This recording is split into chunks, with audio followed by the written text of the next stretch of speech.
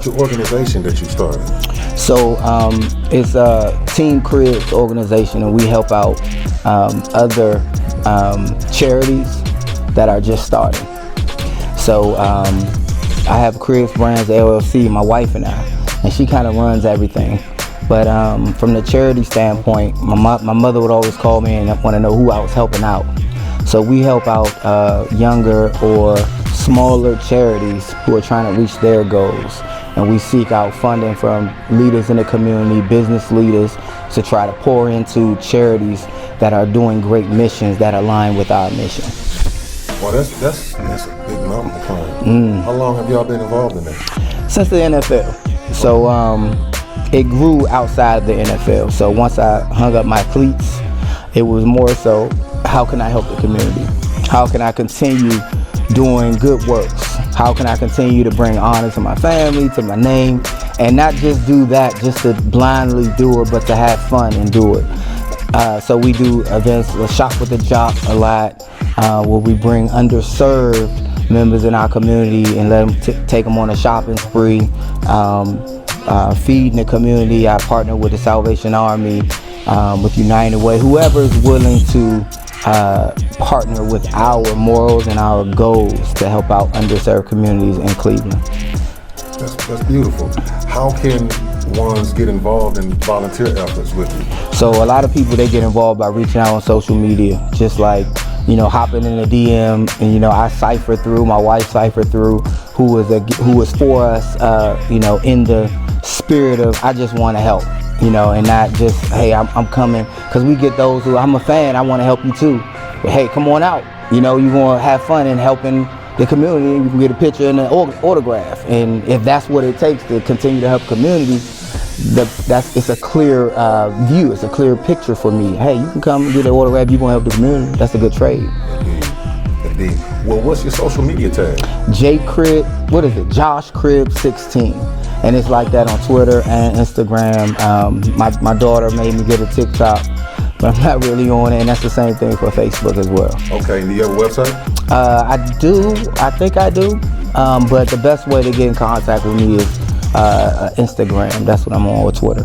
Beautiful. Now, do you have anything you would like to share with the people in regards to future events coming up? Well, I'm staying busy. My family and I are staying busy. I mentioned we have Cribs Brands LLC. That's us as a brand. As far as me and my wife and I do community speaking, motivational speaking, corporate, and all type of events. And we just started our own trucking company, among other things. And I mentioned it while I was on stage today. It's been the city of Cleveland that actually supported the company more now than ever. Business leaders who ship things on a regular was like, you Cribs trucking? Like Josh Cribs? And they're like, man, somebody looked out for me, so I'm gonna look out for you.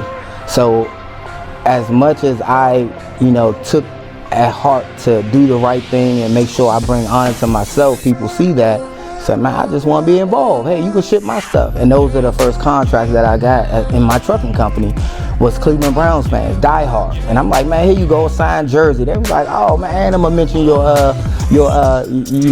company on our show, which I didn't mention, but we have my wife and I have our own podcast that comes on Bally's Network before the Cavs play. What's the name of it? It's called The Return. No pun intended, because I'm a returner. That's right. It's The Return with Josh and Maria Cribs, and we talk sports across the NFL, heavy on Browns, but then my wife is just that entertainment, trending news stories and social. All right, now did you meet your wife in Cleveland? I met my wife at Kent State. Dude. So I'm different than a lot of people. First grade, my teacher called me Lover Boy, and it stuck ever since. I got married at 19. I was going into my sophomore year in college, even though my parents said, if you love her, wait till you get out of school, but when I found her, I knew she was the one. We married after 8 months of dating, and we were coming up on 22 years of marriage. That's beautiful, brother. Now, this is going to go on a different route, but I got to ask you this for my single fellas out here. This term called modern women. What's the secret behind your longevity and your marriage with this concept of a modern woman going on? What does a man have to do in regards to keeping a steady relationship with his woman? Well, first of all, you know, terms will change as the times change. But women will always look for the same type of man, and men will always look for the same type of women. And, you know, all that goes out the window when you like someone. Even when you're talking about the restaurant, when they talking about, oh, the first date has to be here. But if they like that person, they'll be willing to, you know what, I'll give you a break on that. But for me, is when even I tell my daughter, like, when you know, if you like somebody, you're gonna treat them the way they need to be treated. If that's the right man or woman for you, you'll sacrifice things that are trivial, and that's the key. You will sacrifice trivial things for the greater good. Sometimes I know I'm right. I know I'm right because I have proof. But this doesn't matter to the overall arching of our marriage. This don't matter. Babe, you got it. You are taller than me. You taller than me, even though I'm 6'1", and I'm noticeably taller. You taller than me, babe. What we have for dinner, or we gonna eat out? Taking an L. You know, and I talk to my men, taking an L is the most grateful thing. That's why I'm excited about men coming together and sharing what our problems and issues that we have. Learning to be Batman. We do a lot of things, and the term Batman is, you know, from the show. He catches a criminal, and the police is still chasing him.